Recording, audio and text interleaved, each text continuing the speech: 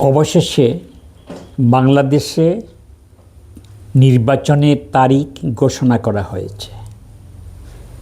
2026 সালের 10 থেকে 12 ফেব্রুয়ারির মধ্যে নির্বাচন অনুষ্ঠিত হতে পারে।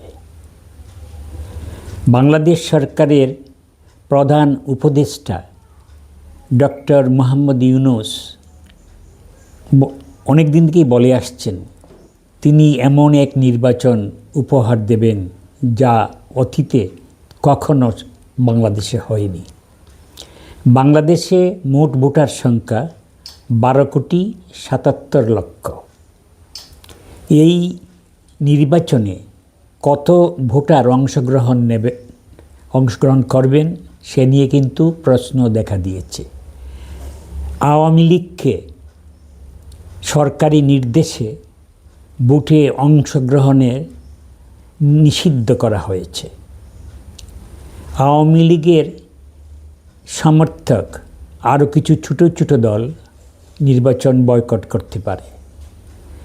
বাংলাদেশের তৃতীয় বৃহত্তম রাজনৈতিক দল জাতীয় পার্টি তাদেরও নির্বাচনে অংশ নেওয়া সম্পর্কে সংশয় রয়েছে, কারণ তাদেরকে আওয়ামী লীগের দোসর বলে আখ্যায়িত করা হয় এবং বিভিন্ন অফিসে হামলা চালানো হচ্ছে।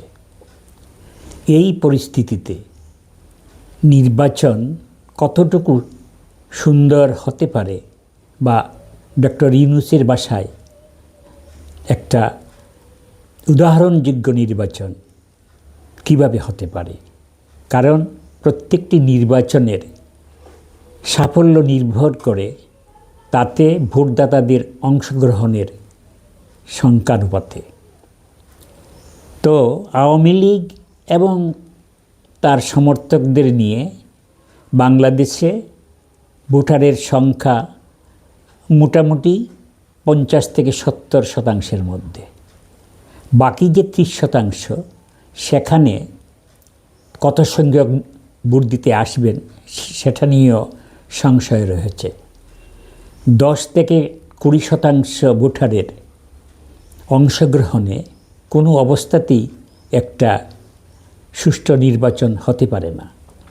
অন্যদিকে বাংলাদেশের ওপর চাপ রয়েছে আন্তর্জাতিক মহলের। তারা দাবি জানিয়ে আসছেন যে নির্বাচনকে ইনক্লুসিভ করতে হবে, কিন্তু আওয়ামী লীগকে নিষিদ্ধ রেখে কোনো ইনক্লুসিভ নির্বাচন বাংলাদেশে মোটেই সম্ভব নয়।